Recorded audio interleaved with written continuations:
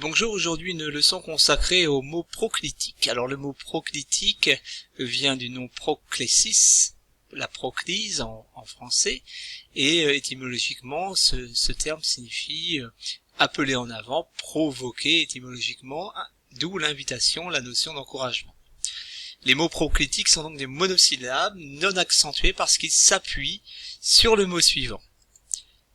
Alors les proclitiques et leurs significations les plus courantes sont peu nombreux en grec, et donc il est assez simple de les mémoriser.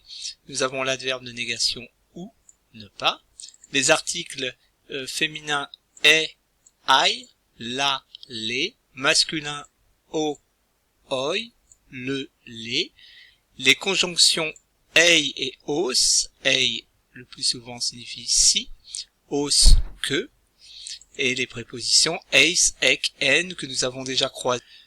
C'était à l'occasion de la lecture d'Electre, nous avons vu notamment l'expression en Troia, qui veut dire dans Troie, dès le premier vers de cette tragédie Electre. Eis signifie le plus souvent en direction d'eux, ek venant d'eux, et en dans. Dernier point concernant les proclitiques, il arrive qu'ils portent l'accent aigu. Ils sont généralement donc non accentués, mais deux exceptions lorsqu'ils précèdent un mot enclitique.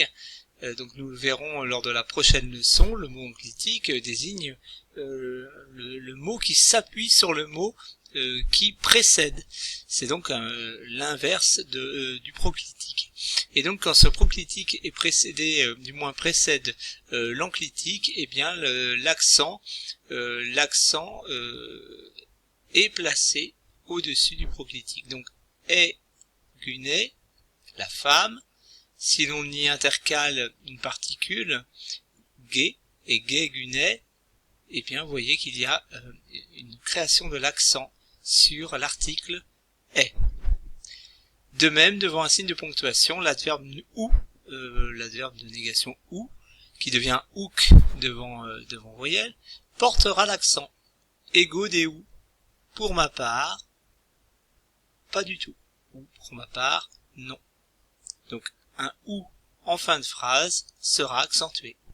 Nous terminons la leçon avec ce dont nous avons parlé assez souvent à la fin des vidéos de commentaires et de traduction de la tragédie Electre, c'est-à-dire les terminaisons verbales du présent de l'indicatif, des verbes que l'on peut qualifier de réguliers, dans le sens ce sont des verbes qui sont composés à l'aide d'un radical auquel on ajoute une voyelle alternant omicron epsilon. Vous voyez, selon les personnes, cette voyelle est répartie, donc nous voyons l'epsilon en deuxième et troisième personne du singulier, et également il caractérise les formes de la deuxième personne du pluriel. Pour les trois autres personnes, nous avons le timbre O. La voyelle alternante ou alternée est suivie des désinences personnelles et parfois se fond avec celle-ci.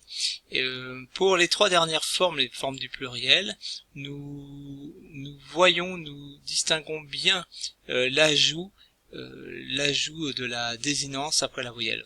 Pour une raison, c'est que la désinence commence par une consonne, il y a une syllabe complète, omen, été, et le on-ti a évolué en aussi pour la troisième personne. Donc voilà les trois marques du présent au pluriel et les trois marques du présent au singulier, o, eis, ei. Ce qui nous donnera pour le verbe takein, faire fondre, consumer, que nous trouvons au vers 123 de la tragédie.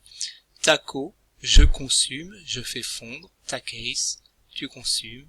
Takei, il consume. Takomen, nous consumons.